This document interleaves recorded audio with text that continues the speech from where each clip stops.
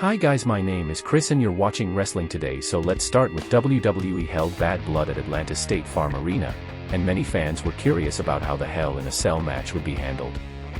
CM Punk and Drew McIntyre started the show with a level of violence that was not seen in WWE for several years, and now the internal reaction to the match has been revealed. Ahead of the match, Drew McIntyre had promised a level of violence and brutality that would make fans squeamish, among other things. After all, McIntyre and Punk's storyline was truly a blood feud, and there was no other way to end it than inside Hell in a Cell. The match, which started because of problems between CM Punk and Drew McIntyre from the Royal Rumble, was incredibly brutal right from the beginning. Both men used weapons like steel steps, wrenches, and a toolbox to hurt each other in various ways. They were both bleeding early in the fight, with McIntyre constantly taunting Punk during the match.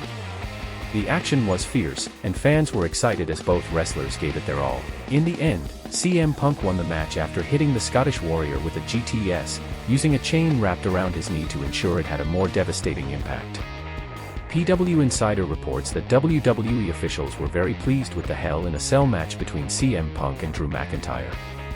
Some backstage felt that the two superstars brought back the sense of danger and ferocity that older Hell in a Cell matches were known for. And also, Drew McIntyre was banged up after the match and required 16 stitches after he suffered an injury on his head. As for CM Punk, he dedicated the match to Chad Gilbert, something that touched fans in a big way.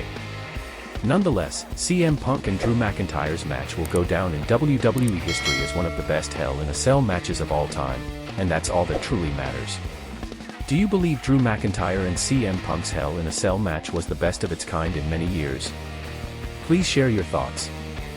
The next story is about WWE superstars often take breaks to recover from injuries, and Jimmy did the same after WrestleMania 40 to recover.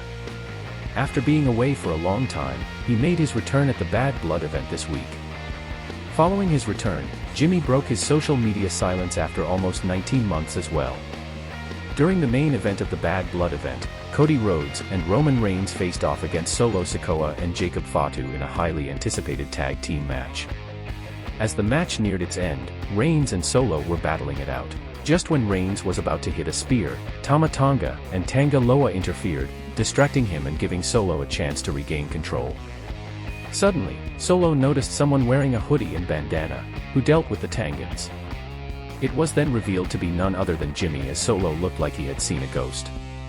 Reigns then successfully hit a spear, and he and Cody Rhodes secured the victory. After the match, Jimmy entered the ring and focused on his brother, Solo Sikoa. In a surprising moment, Roman Reigns and Jimmy hugged in the center of the ring as well.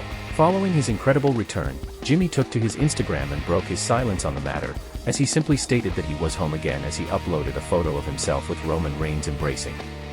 What's interesting is the fact that this was Jimmy's first post on social media since March 25, 2023. Therefore, this was his first social media post in almost 19 months. Jimmy said, "Home again, God is great, #Bad Blood."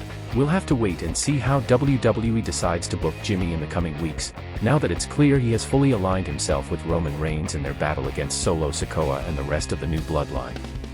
Fans are eager to see how this twist in the storyline changes things up in a big way. Did you genuinely expect to see Jimmy make his return at WWE Bad Blood this week? How well do you think he will fare now that he's back in WWE? Please share your thoughts.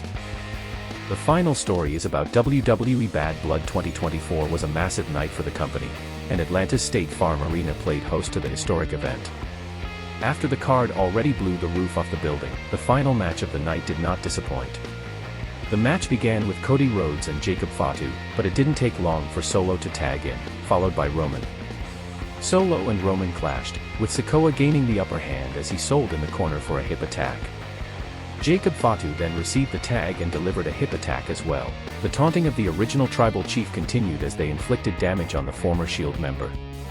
In the ring, Roman Reigns and Solo Sikoa battled, and just as Reigns prepared to deliver a spear, Tama Tonga and Tanga Loa distracted him, allowing Solo to regain control. Suddenly, Solo noticed someone in a hoodie and covering his face. He took out the Tangans, revealing it to be Jimmy. Roman then hit a spear, prompting a huge reaction from the fans. Jimmy entered the ring afterward, looking focused on his brother, Solo Sikoa. With the original Bloodline member back, the future of the stable's long-standing saga remains to be seen. After the match, Roman Reigns and Jimmy hugged it out in the middle of the ring. Bad Blood 2024 was about to go off the air with the two hugging and celebrating in Atlanta. They shared a moment in the ring with Cody Rhodes. Then suddenly, The Rock's music hit. The final boss made his way out, complete with his People's Championship around his shoulder. He stood there as his music hit, and he looked on at Roman Reigns, Cody Rhodes and Jimmy in the ring. The Rock didn't say anything, but he did give them a long look. Then he simply turned and walked away to close out the show. What do you think The Rock is going to do next in WWE? Please share your thoughts in the comments section below. Thanks guys for watching, and don't forget to like and subscribe.